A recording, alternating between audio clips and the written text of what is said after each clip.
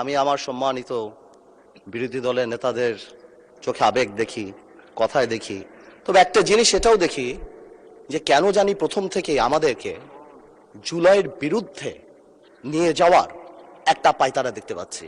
আমাকে আওয়ামী লীগ সরকার মনে পড়ে যায় যে আমরা যদি কোনো কথা বলতাম যুদ্ধাপরাধের বিচার চায় না, আমরা বলতাম তেলের দাম কত, যুদ্ধাপরাধের বিচার চায় না। আমি অনেকখানি ওই অ্যাটিটিউডটা দেখতে পাচ্ছি। সবচেয়ে বড় কথা, we have no problem with July সনদ। আমাদের প্রবলেম প্রক্রিয়া নিয়ে।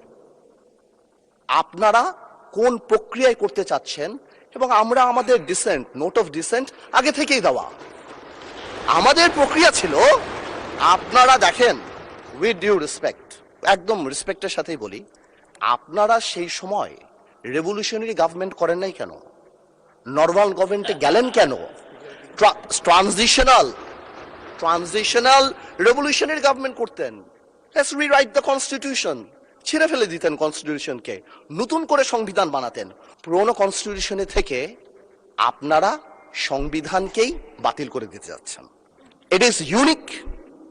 দ্য রেভলিউশন ওয়াজ ইউনিক, এর পরবর্তী government was unique, and what we had a quasi constitutional government.